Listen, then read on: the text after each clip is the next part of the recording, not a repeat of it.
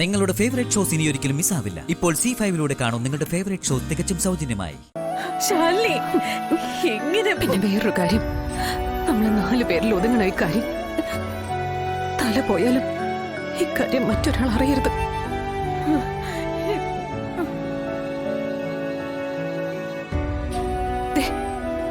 നിന്റെ രൂപത്ത് പോലും എന്നെ കൊണ്ട് വയ്യ കുഞ്ഞേച്ചി.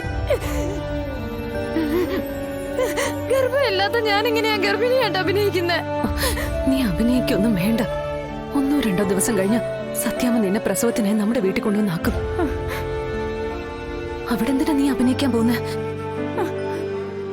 അത് അവിടെ ആരുടെയും മുന്നിൽ പോകുന്നില്ലല്ലോ നീ. എന്നാലും പിന്നീട് ഇതെല്ലാം പുലിവാലാവേ ഉള്ളൂ. നമുക്കൊന്നും ഒളിക്കണ്ട. നമുക്കിതെല്ലാം സത്യമ്മയോട് തുറന്നു പറയാം. വരുന്നത് പോലെ വരട്ടെ. നമുക്ക് പറയടേ ക്ഷമ. നിക്ക്. എടി, ഞങ്ങൾ പുറത്തു നിന്നപ്പോ നിനക്ക് അബോഷനായിന്ന് സംശയം തോന്നി സത്യാമ്മയ്ക്ക്.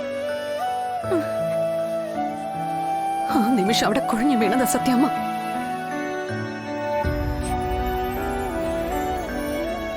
ഇതുവരെ ബോധം തെളിഞ്ഞിട്ടില്ല. അവരെ പരിശോധിച്ച ഡോക്ടർ എന്താ പറഞ്ഞെന്നറിയോ? BP കൂടി വീണതാണെന്ന്. ഹാർട്ട് പേഷ്യന്റ് ആയതുകൊണ്ട് ടെൻഷൻ ഉണ്ടാക്കുന്ന കാര്യങ്ങളൊന്നും ഇനി കാണുക കേൾക്കുകയോ ചെയ്യരുതെന്ന്.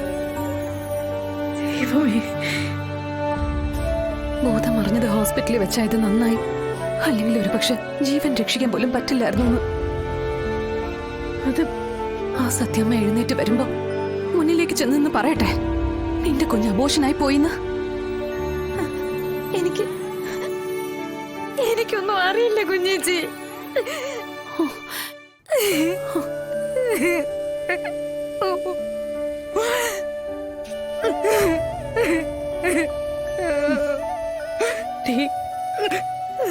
ശാലിനി, നോക്കമ്മേ, എല്ലാം പറഞ്ഞതുപോലെ ആരും ഒന്നും അറിയാൻ പാടില്ല. അത് മോളെ, സത്യമ്മയുടെ ജീവനും കൂടി വെച്ച് കളിക്കാൻ വയ്യ എനിക്ക്. അതൊക്കെ എനിക്ക് മനസ്സിലായി. പക്ഷെ മോളെ, നിന്റെ ജീവിതോടെ നിനക്ക് സത്യമ്മയുടെ വീട്ടിലേക്ക് തിരിച്ചു കയറാനുള്ള ഒരേ ഒരു വഴിയല്ലേ ഈ കുഞ്ഞ്.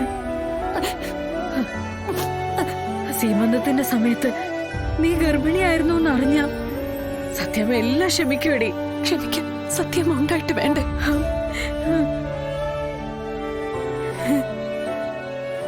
ഇവളുടെ കാര്യം അറിയുമ്പോ തന്നെ അത് താങ്ങാൻ വയ്യാതെ സത്യമ്മ.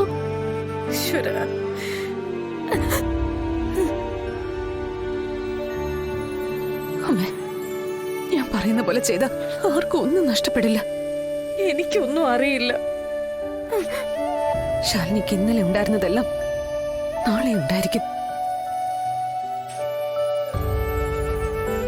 പിന്നെ എന്റെ വയറ്റിലെ കുഞ്ഞ്